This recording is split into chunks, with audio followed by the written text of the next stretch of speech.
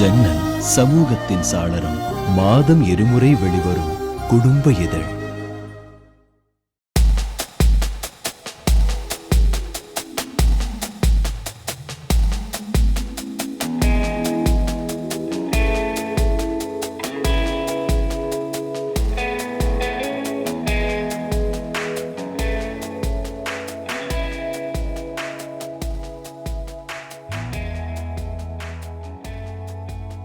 அரசு பல கடமையில் தவறிடுது. இது மட்டுமா அது இல்லை, அது அந்த மாநகராட்சிக்கு போதிய அளவு பணியாளர்கள் இல்லை இருந்தால் இப்போ இந்த ஒரு 10 நாளில் தண்ணீர் வடிஞ்ச 10 நாளில் எல்லாத்தையும் சுத்தப்படுத்திக்கலாம்.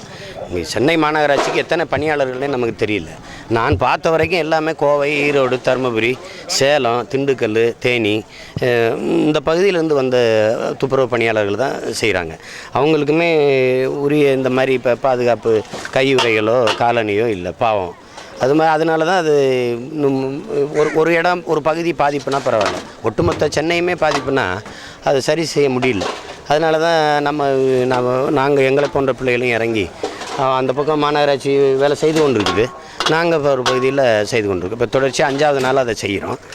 இன்னும் அது முடிஞ்ச பாடாக இல்லை. குப்பைனா கொஞ்சம் நஞ்ச குப்பை இல்லை. அதாவது ஒரே ஒரு யதார்த்த உண்மை என்னென்னா, வாழ தெரியாத என் மக்கள், ஆள தெரியாத அரசுகள், நாடு குப்பை மேடாக மாறி நிற்கும். நெகிழியை தடை செய்யாமல் தூய்மையான இந்தியாவை உருவாக்க முடியாது.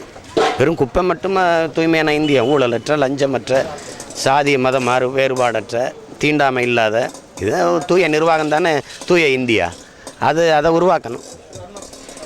அரசு கொடுத்துருக்க நிவாரணம் மக்களுக்கு போதுமானதாக இல்லைன்னு சொல்லி பல அரசியல் கட்சிகளும் சொல்லுது, மக்களுமே சொல்கிறாங்க.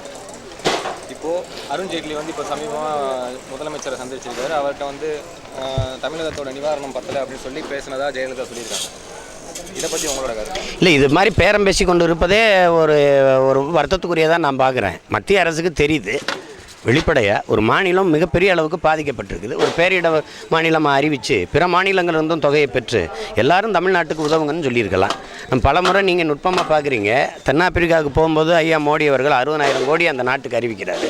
சொந்த நாட்டு மக்கள் நாங்கள் எல்லாத்தையும் இழந்துட்டு அல்லாடிட்டு இருக்கிறோம். ஒரு 60,000 கோடி அறிவித்து இந்த இழப்பை உடனடியாக ஈடு கட்ட முடியும்.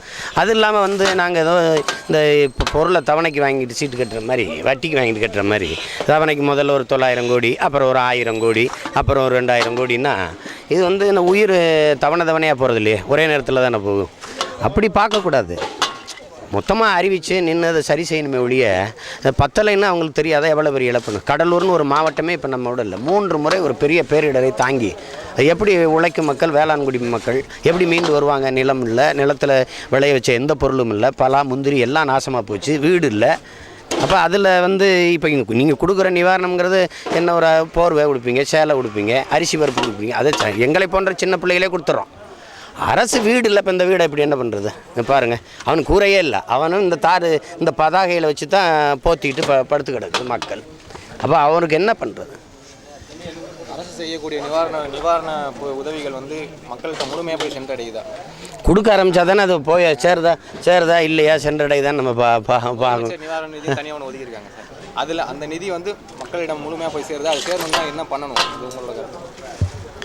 முழுமையானா இப்போ நீங்கள் வந்திருக்கிற பணத்தை இவங்க ஸ்டிக்கர் அடித்து இந்த பொருளை ஒட்டுறதுக்கே காசு சரியாக போயிடும். அப்படி தான் நான் பார்க்குறேன். மக்கள்கிட்ட என்னை கேட்டால் இவங்க மக்களுக்கு உதவுங்கன்னு ஒரு வார்த்தை சொல்லியிருந்தா எல்லா நிறுவனங்களும் கொண்டாந்து நேரம் கொடுத்து மக்களை சரி பண்ணியிருப்பாங்க. ஆளுக்கு ஒரு 4 வீடு. இப்போ நானே 150 வீடு கட்ட போகிறோம். கூரை வீடுகளில் இந்த ஆஸ்பெஸ்டாஸ் சீட்டை போடுற வீடுகள். இப்போ 150 வீடு நாங்கள் எளிய பிள்ளைங்க நாங்களே குருவி சேர்த்த மாதிரி அங்கே 10 இங்கே 5 சேர்த்து கட்டும்போது எத்தனையோ நிறுவனங்கள் தன்னார்வமிக்க பெரும் முதலாளிகள் இருக்கிறாங்க, மனித பற்றாளர்கள் இருக்காங்க. இன்னும் இறங்கி சரசரன்னு முடிச்சிருப்பாங்க. நம்ம போய் செஞ்சால் இவங்க ஏதாவது கோச்சிப்பாங்களோ, அதுவும் பிரச்சனை வருமோன்னு பயந்துக்கிட்டு பேசாமல் நிற்கிறாங்க. செய்யுங்கன்னு சொல்லாமல் எல்லா பொருளையும் கொண்டாந்து நேரு அரங்கத்தில் இறக்குங்கன்னா அது இறங்கி தான் இருக்குது வழியே மக்கள் கைக்கு போய் சேரல. அதுதான் பிரச்சனை.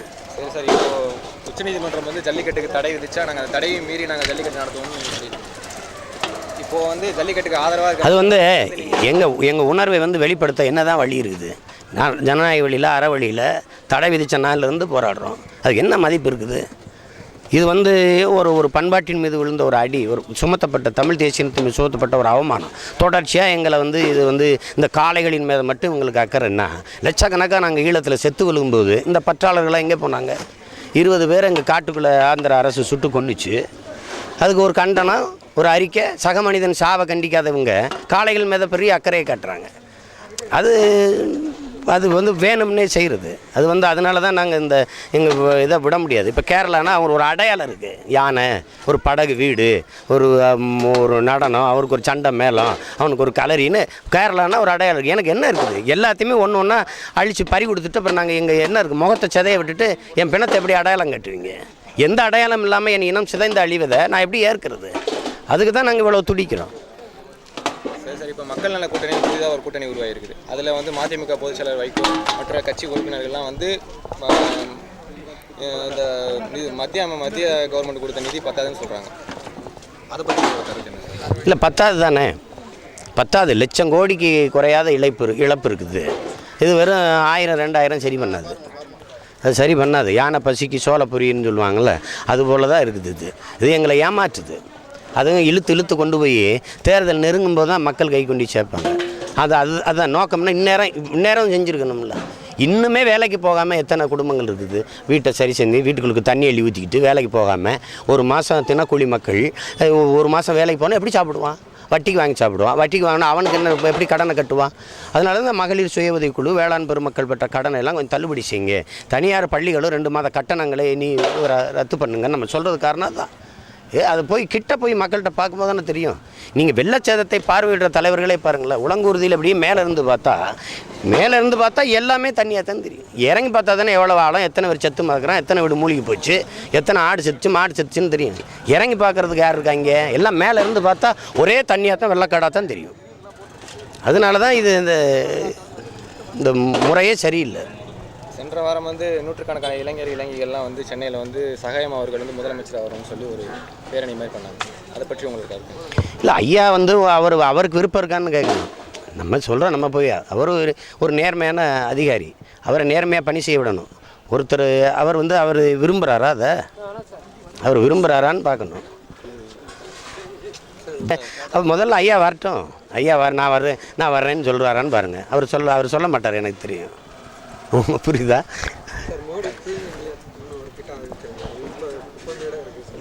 தூய்மை இந்தியாங்கிறது தம்பி, தூய்மை இந்தியான்னு வெறும் இலையும் தழையும் அள்ளி கூட்டுறது அல்ல தம்பி.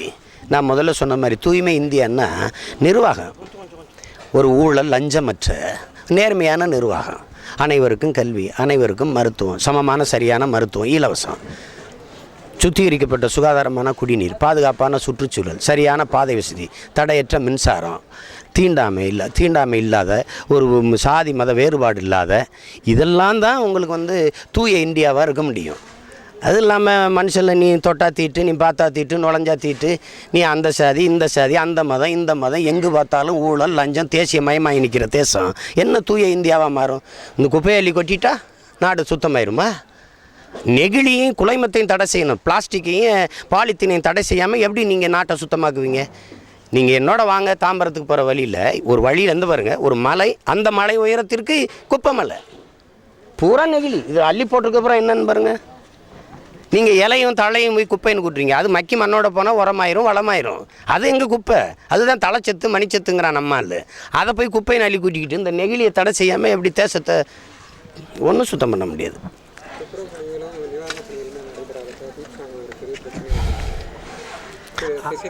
அதான் அது ஒரு பெரிய பிரச்சனையான்னு தான் நான் கேட்குறது. அதை அதையே பேசிக்கிட்டு கவனத்தை திசை திருப்புறதில்லை. நாங்கள் அதில் வரவே இல்லை, அந்த விளையாட்டுக்கே வரல. நம்ம மழை வெள்ளத்தால் பாதிக்கப்பட்ட 4 மாவட்டங்களையும் நீங்கள் போய் பார்வையிட்டிருக்கீங்க. சென்னையிலையும் பெருவாரியான நீங்கள் பார்வையிட்டிருக்கீங்க. இப்போது மக்கள் எல்லா தரப்பு மக்களையும் நீங்கள் போய் பார்வையிட்டதுனால மக்கள் ஆட்சி மாற்றத்தை விரும்புகிறாங்களா? அதை என்கிட்ட இப்படி சொல்லுவாங்க, வேதனையே சொல்கிறாங்க. யாருமே வரலப்பா. இல்லை, நான் கேட்ட குரல் எதுவுமே இல்லைப்பா. சில இடங்களில் யாருமே இல்லைப்பா, ஏதாவது செய். பெரும்பாலான எங்களுக்கு ஒன்றும் தர வேணாம், இந்த தண்ணியை எடுத்து விட்டு வீட்டை நாங்கள் வெளியில் போய் வேலை செஞ்சு பொழைச்சிக்கிறோம். ஒன்றுமே இல்லை, பண்டை பாத்திரம், அதை விரிச்சு படுக்க பாயுதலானே, அதை ஏதாவது நாளாக முடிஞ்சால் கொடு. கட்டிக்கிற மாற்று துணி இல்லை. எங்களுக்கு கூட யாராவது 2 மனுஷன் சேலை கொடுக்குறாங்க, இது கொடுக்குறாங்க. இந்த குழந்தைகளுக்கு ஒன்றுமே இல்லை, அது மாதிரி ஏதாவது இருந்தால் கொடு. இதுதான் அவங்களும் இது என்ன அரசு ஒரு அதிகாரம் நமக்கானதா, நமக்கு பாதுகாப்பானதா இல்லை, நம்மளை கைவிட்டுருச்சுங்கிற எண்ணம் மக்களுக்கு இருக்குது.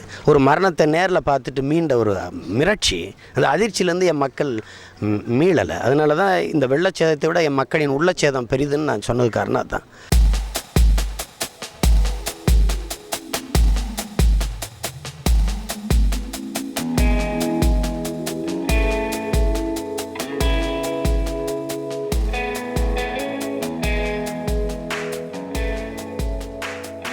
ஜன்னல் சமூகத்தின் சாளரம்.